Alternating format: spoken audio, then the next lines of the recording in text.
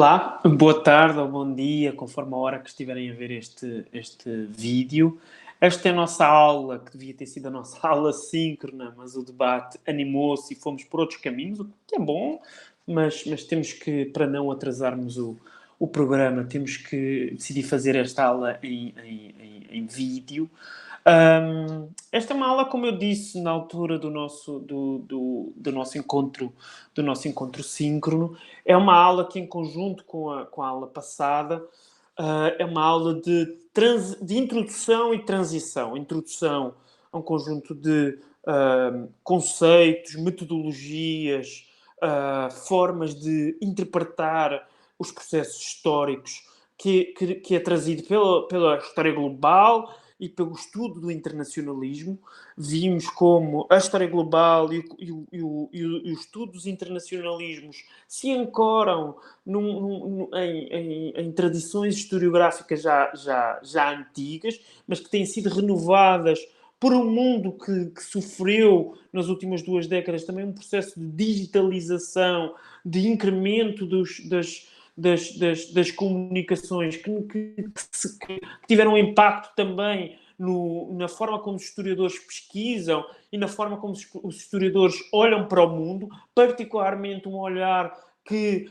deixou de estar tão limitado ao Estado-nação e passou agora a ter muito mais um olhar que está muito mais voltado para o global e para os laços globais que se foram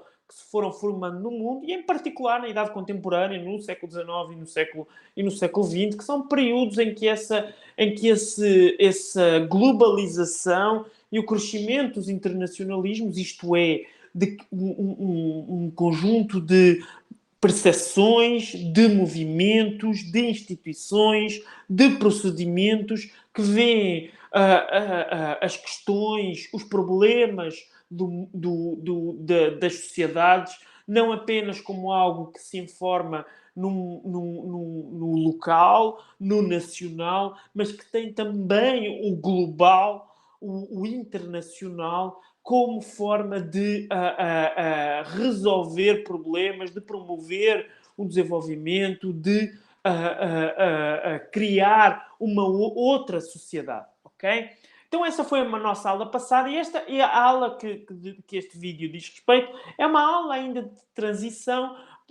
Eu decidi que teria que ter um programa, que teria que ter uma aula dedicada ao estudo da revolução nas comunicações e nos transportes, porque sem esse estudo, embora breve, obviamente, apenas uma aula, porque sem esse estudo não conseguiríamos perceber como grupos que vamos ver nas próximas semanas, os liberais, os anarquistas, os diplomatas, e depois com instituições como a Liga das Nações e as Nações Unidas, nós não conseguiríamos ver ver a ação desses grupos internacionalistas sem compreender primeiro a revolução que, a partir de meados do século XIX, ocorre a um nível global. Uma revolução nos transportes e nas formas de comunicação. Nesta aula vamos então olhar para...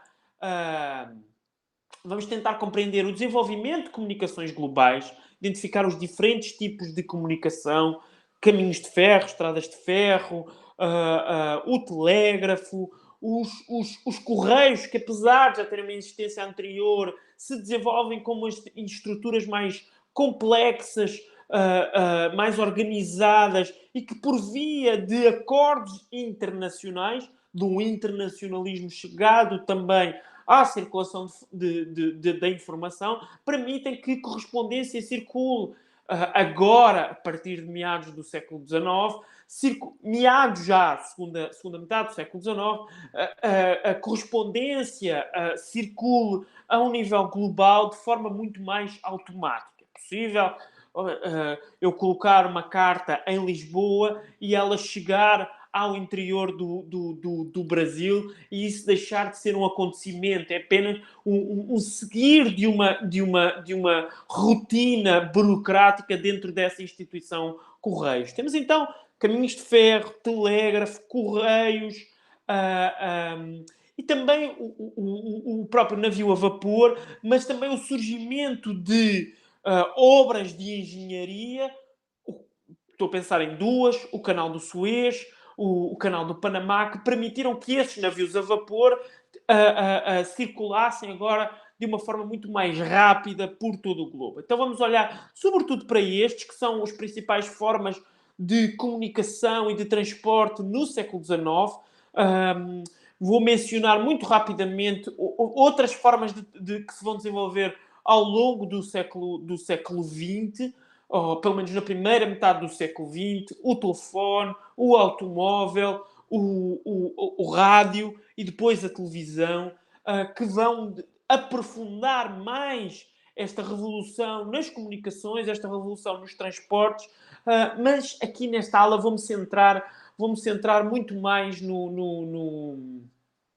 vou-me centrar muito mais nestas mudanças nas comunicações e nos transportes no século XIX, porque me parece ser um momento de ruptura, claro. Na minha forma de ver,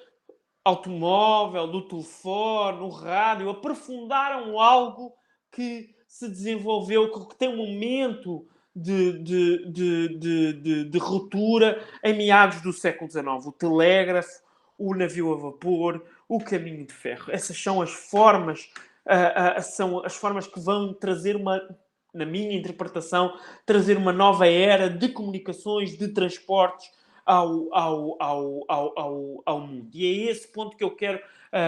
sobretudo, enfatizar. Então, vamos nesta aula relacionar o desenvolvimento dessas formas de comunicação e dessas formas de transporte como forças motrizes para grandes mudanças no mundo contemporâneo: o desenvolvimento de um capitalismo global, o desenvolvimento de novas formas de imperialismo e de colonialismo, que vão trazer, e esse é o objetivo último da nossa aula, vão trazer uma crescente interligação global com os seus múltiplos impactos. Nós podemos ir à circulação de informação, podemos ir à forma como a informação circula numa forma global, de forma cada vez mais instantânea. Já vamos aprofundar isso. Vemos como nós não conseguimos compreender o surgimento de uma ideologia liberal recriada localmente, mas que tem um fundo comum, sem uma circulação de informação muito mais rápida. Não podemos pensar no desenvolvimento do internacionalismo anarquista sem pensar, por exemplo, que há uma circulação de informação, já vimos, mas que há uma circulação de pessoas muito mais intensa. Não há esse anarquismo global sem pensar que o navio a vapor permitiu que milhões estou a pensar numa migração muito concreta, europeus pobres do sul e do noroeste da Europa, que vão para as Américas em procura de uma vida melhor. Não há o internacionalismo anarquista sem essa rápida, fácil circulação de informação, sem uma mobilidade global de pessoas e sem uma percepção de uma crescente desigualdade desigualdade social, que vem desse capitalismo global que se desenvolve também na segunda metade do século XIX e que tem